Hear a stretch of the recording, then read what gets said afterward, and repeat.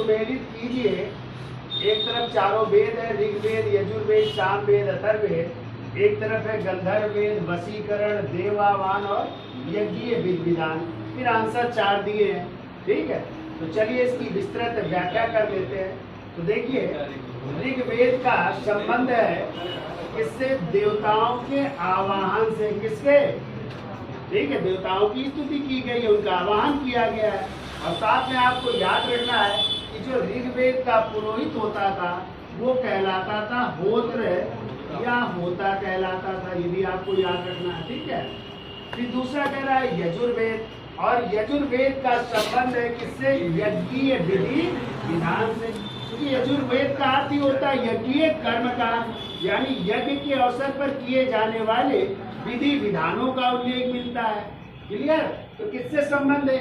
यज्ञीय कर्म कांड से। और याद रखिएगा, यजुर्वेद का जो पुरोहित होता था वो कहलाता था अधर्मी। क्या कहलाता था? अधर्मी कहलाता था। क्लियर?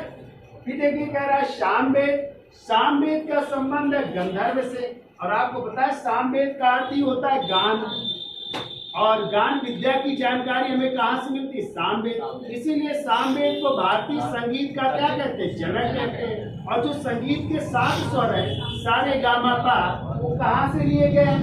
सामवेद से। गंधर्व का क्या होता है? संगीत से भी होता है, ठीक है। तो गंधर्व वेद संबंध हो गया। और जो सामवेद का पुरोहित होता था उसे कहते थे उद्गाता, जो गा गा करके मंत्रों को उच्चारित करता था, वो उद्गाता कहलाता।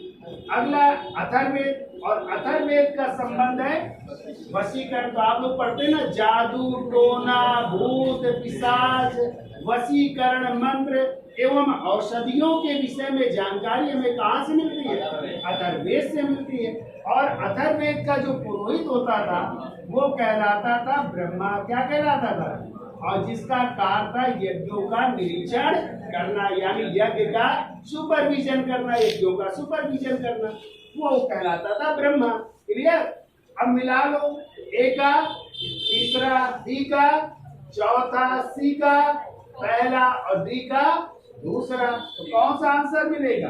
3 4 1 2 डी आंसर हो जाएगा। क्लियर?